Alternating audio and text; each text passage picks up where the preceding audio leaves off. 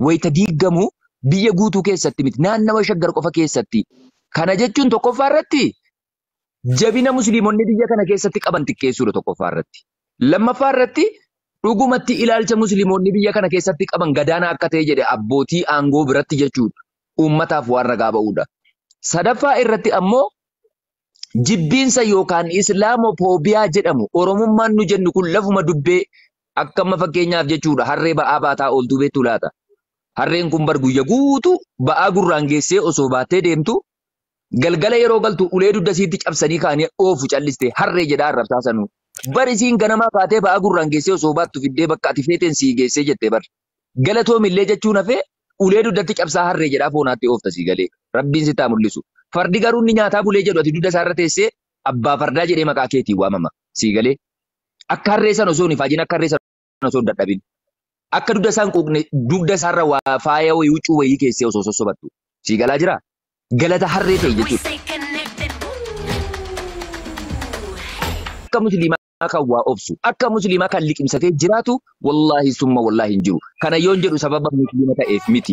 Akka Oromoottis waa baay'ee dubbachaa turre, waa baay'ee gochaa turre, waa baay'ee illee jedhamaa turre jenne jechuudha. Sokee garuu dhugaan jirtu, reyaalitiin jirtu, jaalladnu, jibbinus amantaa yoo ta'e jedhe ani kaleessa sirbaan oola yookaan waan fedhe jedhaan oola. Amantaa kiyyan gasitti jabeeffadhee qabachuu dhiisuu hin danda'a. Sana kan na gaafatu rabbii qofa. Sadarkaa amantaan koo garuu masjidni rabbii diigamu quraanni rabbii ciccitu yoo qaqqabu garuu anumti inni duurriyyeen kash labbeen kun jechuudha lubbuu koo wareeguudhaaf gammadaadha jechuudha sii galee. Iddoo kamirra yoon jiraadhee jedhe kaleessa siyaasaaf jedhee lubbuu kiyya of eeggachuu hin danda'a ta'a. Har'a garuu amantaa kiyyaa yoo dhufee jedhe wallaahi abbaan fedhe osoo dimaamitiidhaan taankiidhaan balbalarra dhaabbatee na sodaachisa ta'e gammadaa onnee kiyya laphee kiyya dhaadhaan du'a jechuudha. Sii galee amantaa jechuun waa hundaa ol ilmi namaa kamtuyyuu sadarkaa amantaa isaatti itti dhufta yoo ta'e haadha keetiifuu bakka akka hin kennine amantaan si dhorku bakka hin kennina yeroo jedhu gara faallaatti na hubatina. Sadarkaa amantaa kee faallessu yoo dhuftee jette haati kee hin dhagahiniin jedha amantaan kun isiniif galee haadha si deessee jetteefuu bakka amantaa keetiitti kanatti hin sarmine oromummaatu amantaa caala jedha. Wallaalaan tokko tokko duudaan tokko tokko jechuudha isinii galee. Kanaafuu jennaan obboleewwan keenya tuulamas ta'e maccas ta'e sikkoo mandoos ta'e ituumbaanas ta'e afran qalloos ta'e Oromoon akka Oromootti rakkoo waliin qabu waliin furata. Oromummaa keenya irratti tokko nu godha malee amantaan keenya gargari. Yeroo ati Iyyasuus geetaan hojjettu Allah ilaaha illallah jedha. Yeroo ati Egzaabeer madaaniitiin yeroo tu Allah ilaaha illallah jedha. Gargar jechuudha nuti. Bakka gargar baanuuf bakka nu tokko nu godhu hubachuu hin dandeenyu yoo ta'e jedhee nu akka Oromoo qofatti osoo hin taane biyyattii kanaaf illee gaagama guddaa ta'a jechuudha. Abbootiin aangoorra jiranu taayitaa isaaniitiif jecha akkuma Sirna Nasriin dubbachaa ture jedhe biyya kana keessatti nagaan akka jiraatu hin barbaadan kompiliitli. Nagaan jiratee jennaan uummanni afaan isaa tokko dubbata, wal hubata, wal dhagaha. Mootummaa kana guyyaa barbaadee jedhe bakka sanarra sochoosuu danda'a jechuudha isinii galee. Qaamni ijaaramiinsa qabu, qaamni tokkummaa qabu, qaamni wal dhagahuu danda'u jechuudha isinii galee. Kanan barbaadan gonkumaa. Oromoon inni kaabaa fi inni kibbaa yeroo moggatti wallaalee ilaalcha garaagaraatiin wal oofu warra wal nyaatu gidduudhaa waa nyaatu waan jedhamutu jira. Qaawwa kana fayyadamee rahaa ta'e ofirraa jiraata. Yeroo kibbaan dhagaa darbatee jedhu kaabatti ammoo damma darbata. Inni kaabaa sun wayita damma nyaatu inni kibbaa sun dhagaatti darbatame sana ofirraa qolachuuf dhagaa darbata. Jidduu kana keessatti umrii isaa jiraachifata jechuudha. Hin beektu dhukkubsattootni HIV/AIDS kun jechuudha. Qoricha fayyadaman tokko jira ilmee maarraazamee jedhanii. Akka sana jechuudha ilmee maarraazamee sana jechuudha beektee mootummaan jechuudha. Waan sana fudhataa jiraata jechuudha biyya keessatti. Kanaafuu uummanni keenya kana siyaasa kana hin hubattu yoo ta'e dhiifama obboleewwan kiyya namootas keessa jiran gurguddootu jiru. Yeroon isinitti fudhataa jiran nan gabaabsaa. Yeroo waan sana fayyadamu isin wallaaltonni akka koo biyya namaa keessa teessanii yookaan ammoo akka Sirna Nasriin jedhu ofii isaatii paaspoortii biyya Ameerikaa biyya Awurooppaa harkatti qabatee musliimni biyya keessa jiru lafa utuu lamaa fudhate lafa maalii fudhate wayita jedhu lafeen abbaasaa kan cabe gaafa dammallaashii fi adafrisi gondariif gojjamirraa ka'ee fooqii gamoo lafa Oromoo irratti ijaarratee ka'ee zabanyaasa godhee ka'ee jechuudha. Birrii 2-3 harkatti darbaa ka'ee haraqeedhaan waan hin taaneef uummata keenya gabroomsaa ture jedhe guyya sana eessa baasaa ture hin jedhani warra akkasii sun. Maa wal kijibna dhugaan lafa jirtu abdii.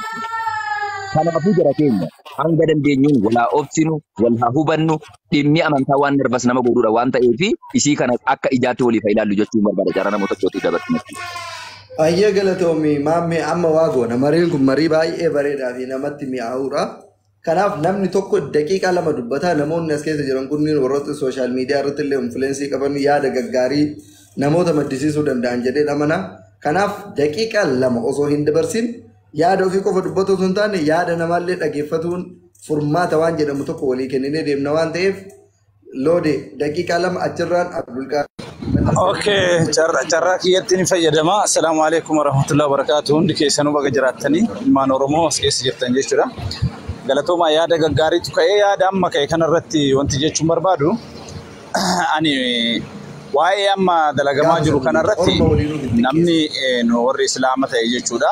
Namni quba itti qabnee itti laannu mootummaadha. Mootummaa wajjin rakkinne qabna. Mootummaa waan kana maa dalagaadha malee ummatarraa rakkinni ummatarraa walitti bu'uu waan akkasii hin jiru jechuudha. Amantaa namaa tuqaan jiru jechuudha. Eenyummaanuu taanaan waan jechuu barbaadu amantaa keenya akka muslimaatitti lubbuu keenya kenninaaf jechuudha. Amantaa ummata Oromoon wajjin amantaa biraa qaban immoo kabanyee waliin jiraanna akkuma dur waliin jiraannu jechuudha. Amma ani wanni jechuu barbaadu xawalwaallee fi kara deemtuu takka takka diqaalaa tokko tokkodhaaf deebisoo taate deebisuu dhugaa walitti mooyya jechuudha. Namoonni tokko tokko amma hubannoon qaban jechuudhaa fi jaarraa kana keessatti akka Oromoon itti dhufee fi akka Oromoon keessa waan keessa Jama jaarraa dhamma maqaa san maal akka ta'e paappaas ta'e paastara wannaa ta'e qees ta'e hin beeku maqaa san warri beekannaa himtanii ani silumaa kana sodaadha.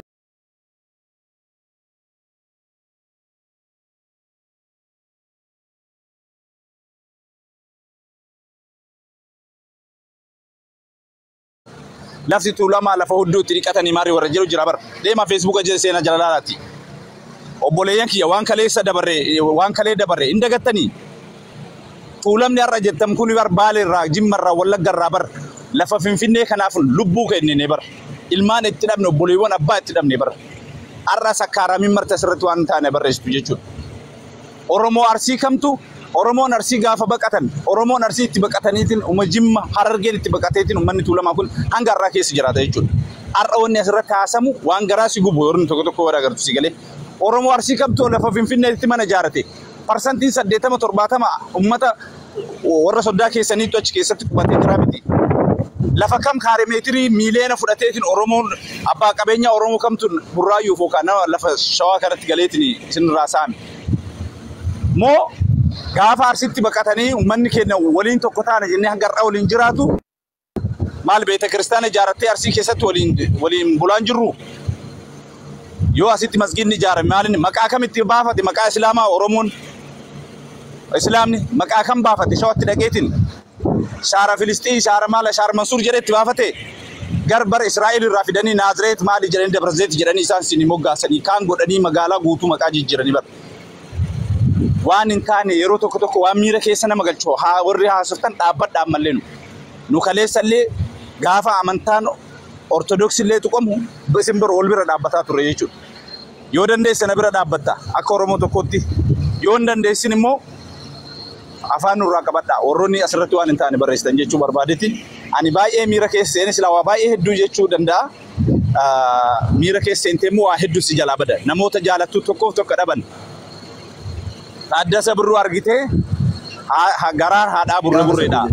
Akka Shimallis fa'aa argita jechuudha. Si galee kanaafuu waan akkasii kana hiriyoota hedduu qabna. Hiriyoota jaalan Oromummaa kiyyallee nama gatuu miidhan. Namoonni miira keessa galtanii Oromummaa maali jettanillee Oromoodhaan Oromoo ta'ee Oromummaa dhiiga. Islaamummaan kiyyammoo akkasitti jabeeffadha. Oromummaa kiyyallee jabeeffadhee deema. Eenyummaanuu akkasuma jedhee yaada. Kanaafuu warroonni waan hin taane barreessan of eeggadha. Warroonni biraa immoo nu har'allee borullee tokkodha. Oromoon tokko. Oromoon har'as amantaadhaan gargar hin ba'u. Oromummaan tokko. Waliin deemna malee gaafa namni rakkatee fi gaafa namni kufe bakka kufe sanitti miilaan namarra deemaa bakka namni miidhame sanitti miidhama namaatti irratti qoosaa tokko ta'uu hin danda'an. Oromoon tokkummaan dhugaa tokkummaan fakkeessaatii fi paartileen siyaasaa giddiin mataa walii hiitee deemtuun sanaa miti. Tokkummaa namni lubbuu ofii dabarsee walii kennu ka Oromummaa ka isa dhugaa sana yoo taate gaafa waan kiyya ati naa kabajjite gaafa anillee waan kan keessii kabajje malee tokkummaan dhugaa gaafa paartiin siyaasaa filannoof yookiin sagalee ittiin guuratuu fi deeggara baay'ifatu Oromoon tokko boolla tokko waliin awwaalamnee achi waliin kaana achi waliin akkas asiin buunee baana ka jedhan sun feekiidha. Inni dhugaa yoo waan an qabu naa kabajjite yoo anillee kan keessii kabajje Oromoon tokko yoo ani atuu kan koo naa kabajite anuu keessiin kabaju taanaan tokkummaa sobaati sun jechuudha. Kanaaf carraan ka Abdulqaadiriiti tartiibuma jirruun deemna itti aanee gannidha. Namoonni ergataa jirta isin galchanaa obsa warra dubbatan keessa gabduuse.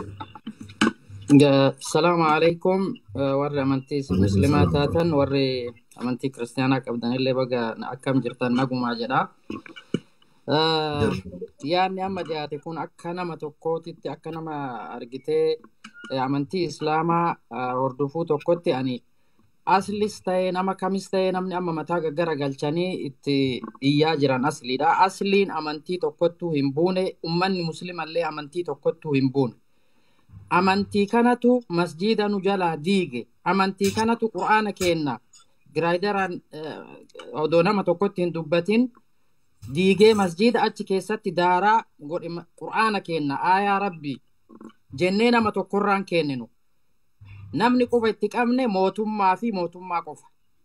Namni diigaa jirus mootummaa fi warra magaalaa haaraa ijaarra jedhee deemu qofa.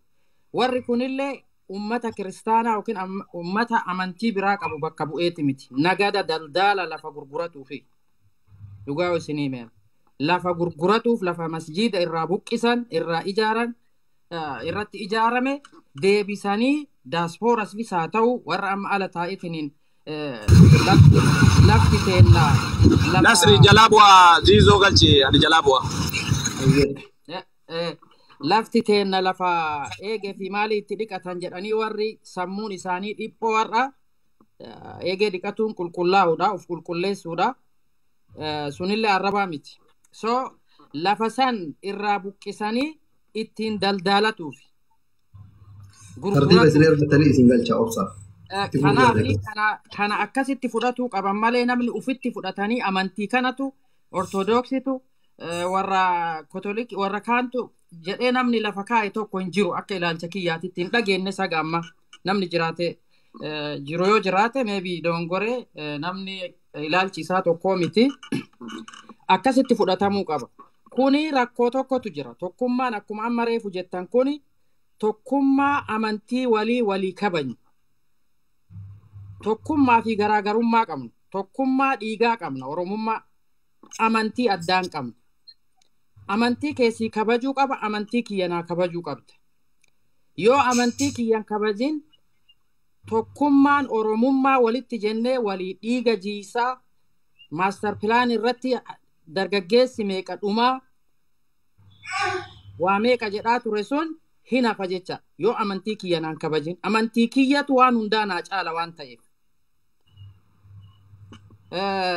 waa tokkotu jira yoo dhugaa walii lafa kenna namoota hedduutuyyuu ani nama akka nama tokkootitti biyya lafa qabu Adaamaa keessatti maal jedhani arusoonni hararoonni warri harargee dhufe warri maalii dhufe lafa nurraa fudhatanii namoota jedhu jira ija kiyyaan arge kana nama naan jedhe jira lafa arsiin dhuftee Oromoon Arsii Oromoon Harargee Oromoon Jimma Ilubaaboor dhuftee fudhattu tana yeroo warri kun qomaatonni dhufanii mallaqa xiqqoo itti kennanii irraa fudhatanii nama kenna buqqisanii achirraa ka buqqa'e Arsii Baale Harargee eessa saga Jimmaa deemanii yeroo nu qeeballu san nurraa fudhatan jedhanii warra sanitti maan qa'i nu hin dhiigaa nu hin Oromoo taane yoo lafa san fudhanne nurraa fudhatan yoo nu jetta warra san warra dhufee fooqii isin irratti ijaaree karratee san irratti bakka itti gatteettanii fincooftan isin dhoorge bakka itti midhaan facaafattan isin buqqise san namni tokko haga har'a nutti quba qaban kana itti quban qabna. Yoo kana waliin beekin tokkummaan hin jirtu yoo kana waliin kabajin tokkummaan haasaan sun hin jirtu kanaaf tokkummaa keennas akkuma jirutti garaagarummaa keennas walii haa kabajnu ilaalcha gadhee waan hin taane Arsiin Oromoon biyya biraa dhufte asitti lafa nurraa fudhatte musliimni lafa nurraa fudhatte lafti tarabbiiti walii galatti namuu keessa itti jiraatuu danda'a.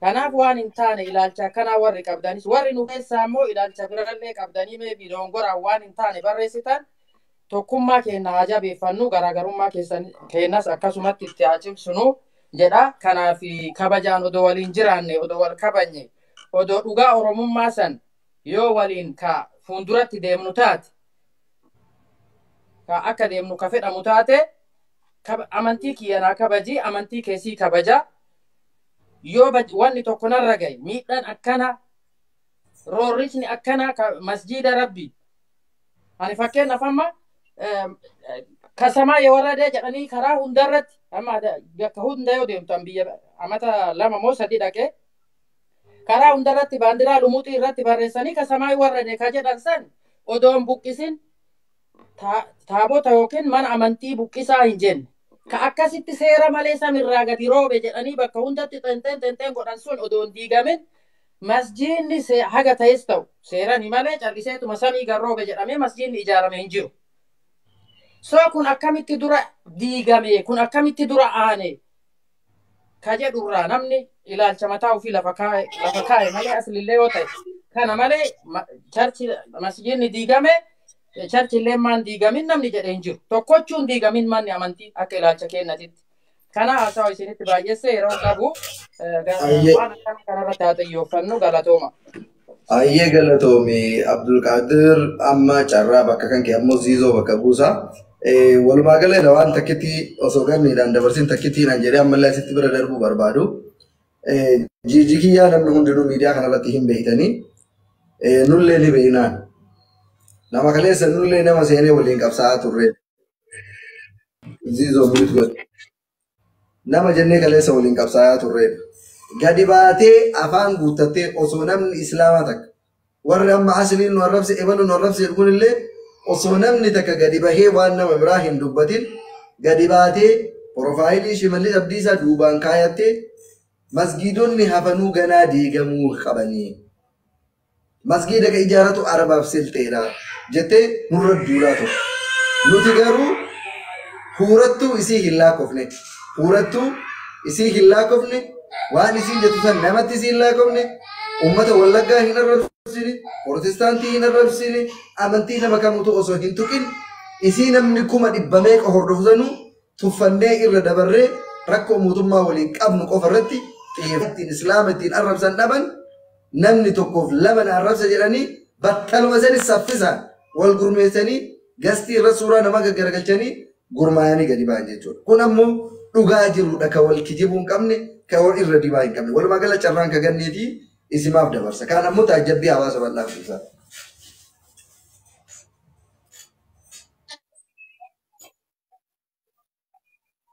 Achi jala dhaqee jecha fokkotaa barreesseef jalan ture feesbuuka isaatis hordofaan ture.